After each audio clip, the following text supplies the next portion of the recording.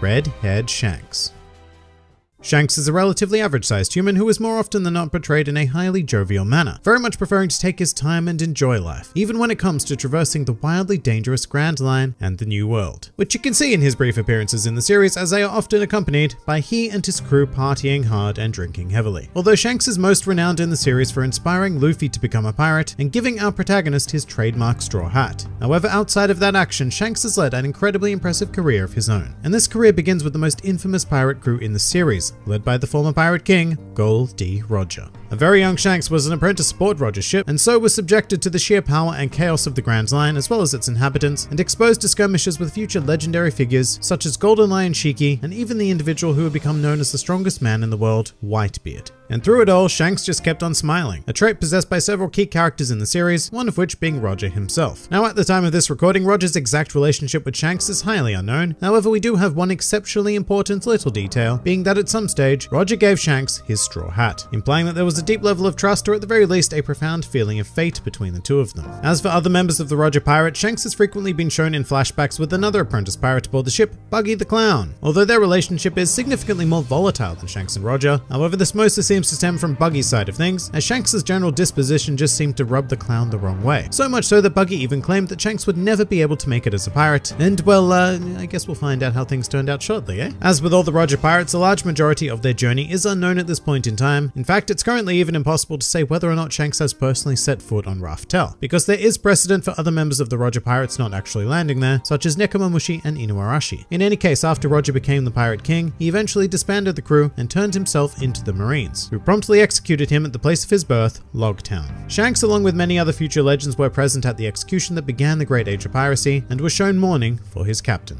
However, the end of Roger's life would mark a new beginning for Shanks, who set out to form his own pirate crew, even inviting Buggy to come along with him, although Buggy vehemently refused, and the two would lose touch for over 2 decades. However, Shanks and his ever-growing charisma eventually found themselves gathering quite a loyal following, including his right-hand man, Ben Beckman, as well as managing to recruit a famed sniper named Yasop, who just so happens to be the father of Usopp, and the ever-hungry yet ever-powerful Lucky Roo. And this core group would continue to expand into what we know today as the Red Hair Pirates. But it wasn't purely camaraderie generated by Shanks, as he also found powerful rivals on his journey, with one particularly notable figure being Drakeul Mihawk, who would go on to become the world's greatest swordsman. Allegedly, Shanks and Mihawk would seek each other out in the Grand Line for frequent duels, which were said to echo throughout the entire stretch of sea. With that said, the two are quite firmly rivals rather than enemies, and are on very good terms. You may even be able to consider them friends in a very, roundabout way. On the other hand, Shanks has also made some proper enemies on these seas, and a particularly concerning one at that in Marshall D. Teach, who would eventually take on the name of Blackbeard. While it is still currently unknown when Shanks first encountered this man, it has been confirmed that Blackbeard is the person responsible for giving Shanks his trademark scar. It's also entirely possible that Blackbeard inflicted this injury prior to Shanks forming the Red Hair Pirates, given that his face was purposely covered at Roger's execution, although I should point out that this is speculation. Whatever the case, as a result, Shanks is quite possibly the only person in this world who sees Blackbeard for the threat he truly is, considering him far more dangerous than even pirates such as Charlotte Lin or Kaido. But continuing his journey, at one stage he and his crew found themselves back at the comparatively peaceful Sea of East Blue, and making a temporary base on Dawn Island, where Shanks would encounter Luffy for the first time.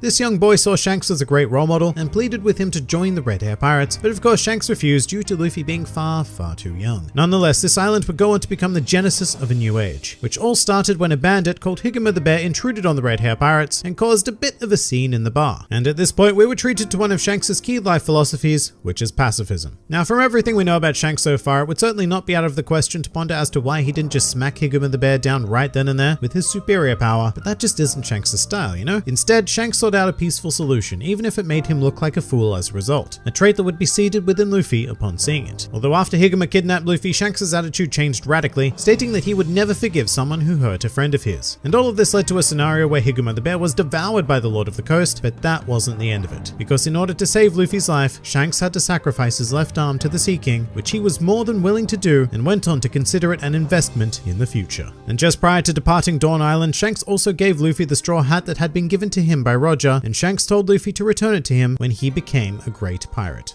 thus setting in motion the events of One Piece. But this was far from the end of Shanks' adventure, as he and the red hair pirates would grow in power to the point where Shanks would be considered one of the 4 emperors of the sea, and thus become one of the most infamous figures on the planet. And it's very interesting to look at Shanks in this new light, especially considering that we know next to nothing about his physical abilities. What we do know is that Shanks is a user of all 3 types of haki, including the ever rare Conqueror's haki, which we saw on display when he dispatched the Lord of the Coast with a mere glare after losing an arm, and his proficiency in this area has even been complemented by Whitebeard. Furthermore, Ichiro Oda has gone on the record as stating that at the very least, Shanks would have been capable of easily knocking out all 100,000 members of the new Fishman Pirates who opposed the Straw Hats during the Fishman Island arc, whereas a post-time skip Luffy was only able to down half that number. Other than that though, we do know that Shanks is a swordsman, which makes sense given that he frequently dueled with Mihawk, and he chooses to wield a saber named Griffin, a weapon powerful enough to clash with the fearsome magma powers of a marine admiral, although greatly assisted by infusing the blade with armament haki. Despite this, through the years, Shanks has never lost his utmost concern for the pirate who scarred him, and when Blackbeard murdered a member of the Whitebeard pirates, Shanks went so far as to personally appear before Whitebeard to express his concern and counsel his fellow emperor not to allow his subordinate Portgas Diaz to pursue Blackbeard in retribution, although this simply resulted in Whitebeard stating that it was 100 years too early for Shanks to be telling him what to do, and a clash so powerful that it split open the very sky above them. But of course, Shanks did have good cause to be concerned, because Ace's subsequent defeat would become the catalyst of a battle between the Whitebeard pirates and the Marines, known as the Paramount War. And believe it or not, this battle was almost infinitely more destructive, as another of the 4 emperors, Kaido, had his sights set on getting involved as well. However, Shanks and the red hair pirates intercepted his forces, and while the exact outcome of this is unknown, Shanks and his crew were able to make it to the battleground in time to stop the Paramount War, although this action had come a bit too late as the Emperor Whitebeard, as well as Ace, had been killed.